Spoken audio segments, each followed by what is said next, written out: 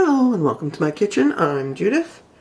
Today we're going to make another dish from my childhood. And I'm sure many of you have seen this as well. It's called porcupines. I know we just did a meatball dish, basically spaghetti and meatballs, a little while ago. But this is another one.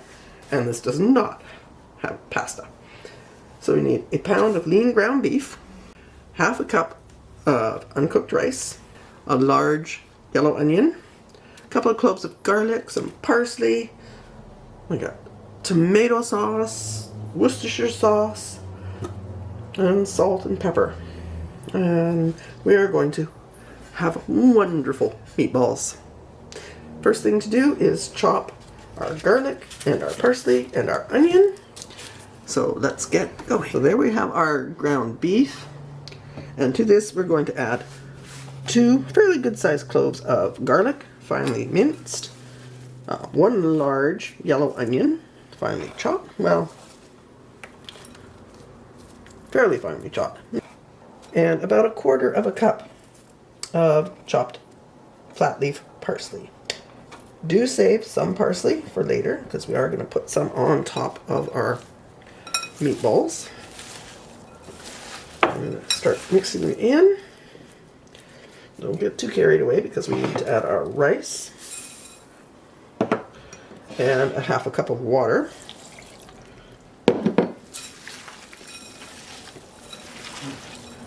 And just squish it around really good. You could use a fork for this. I do prefer to use my hands when mixing anything like this because you get a better feel for how well it's mixed.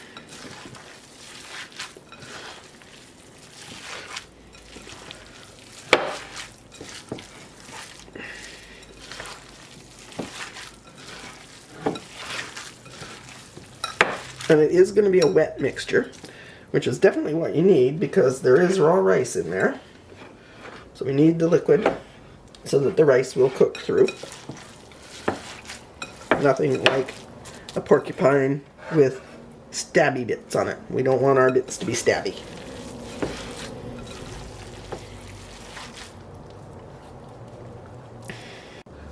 Before we're done mixing, we need to add a teaspoon of salt, or slightly more depending on your preference. I don't tend to use a whole lot of salt when I'm cooking. And about a 1/2 teaspoon of ground black pepper. Again, your preference. I am not a huge fan of black pepper. I like it, I just don't like a lot of it.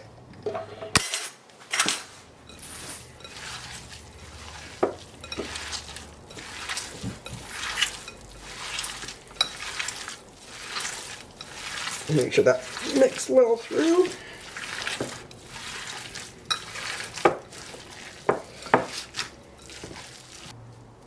Now we are going to form this into balls. We have an oven-proof dish, and I'm just going to spray it with some oil, and then we're going to form our meatballs. And this is easier to do if your hands are wet. That there's less sticking, and we want them about 1.5 inches in diameter.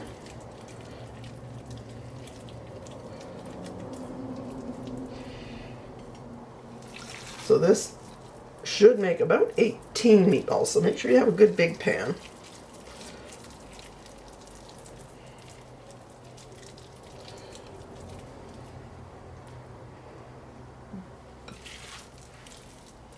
And don't worry if they're not exactly the same size as each other.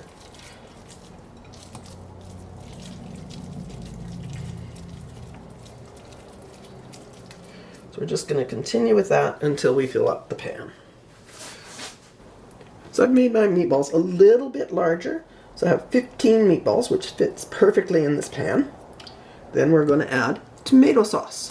So in the same bowl you just had your meatballs in, go ahead and pour in the tomato sauce. You can use a 28 fluid ounce can of tomato sauce, or what I'm doing is one small can, so 400 mils of tomato sauce and an 800 ml of tomatoes, which is the 28 fluid ounce. Then I'm just going to break up the tomatoes. And my mom always used whole tomatoes because she was usually using her own canned tomatoes.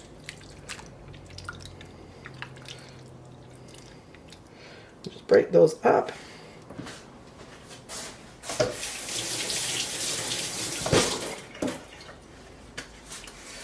And definitely easiest to do with your hands. Then we're going to add a tablespoon of Worcester sauce. And I know a lot of people try to call it Worcestershire, but I've been listening to some English cooks and they don't pronounce the Shire, which apparently, even in their town names, if it has a Shire on it, you don't say the Shire. So, and then we're going to add a half teaspoon of salt.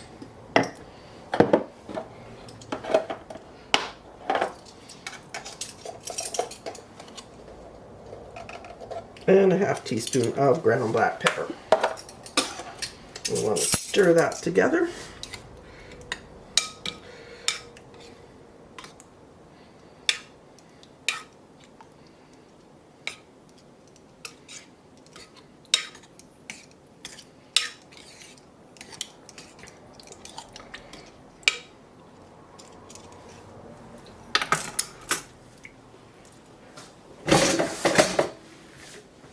Clean up my mess here.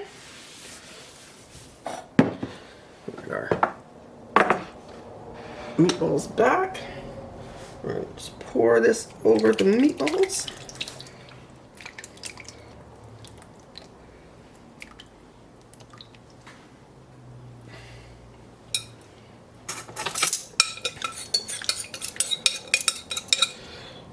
Go. Make sure they're all covered. Doused in the tomato. There we are. One more thing. And this is where my mother would draw the line. We're going to sprinkle it with some fresh parsley. My mom had this real thing about any sort of herb or leafy green.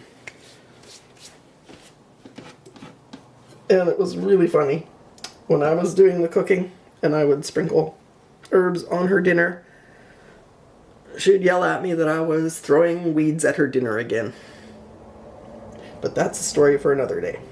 Now we're going to cover this with tin foil and put it in the oven at 350 degrees. Right, after about 35-40 minutes, depending on how big you made your meatballs, take them out, take the tin foil off,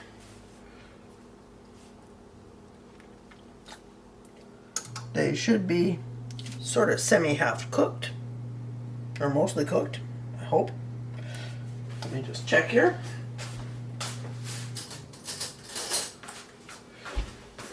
I can see some rice grains there. Nope, they got away from me, so. That's a rice grain on top of a meatball. It is not cooked yet. Just double check. Because you don't want your rice to be undercooked when you serve. And I'm surprised my rice isn't cooked yet. So just put your tin foil back on. And put it back in the oven. Now, depending on how big you made your meatballs, this might take a little longer. Obviously, I made my meatballs a little larger than the recipe calls for.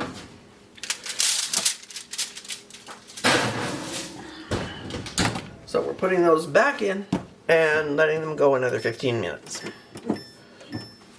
Right. Do allow yourself lots of time to cook this. It won't matter if they sit for a while before you serve them. But you don't want to serve them with the rice still crunchy. Let me try here again. We're looking good.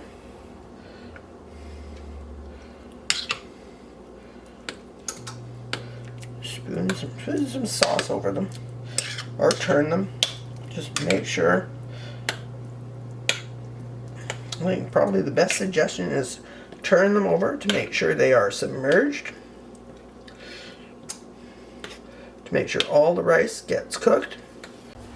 The rice on this side looks way more cooked than the rice on the other side. So our next step, now that we have them mostly cooked, is to put them back in the oven to allow things to brown a little bit. So spoon the sauce over.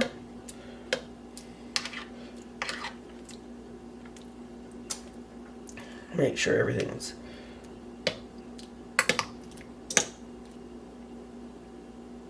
make sure nothing's terribly dry.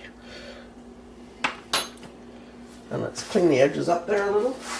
And back in the oven it goes for another 20 minutes or so, just to make sure everything's cooked and we get a nice little brown on the top. These are porcupines. Let's cut into them. They are rice and meat. They are tender, delicious meatballs, large meatballs.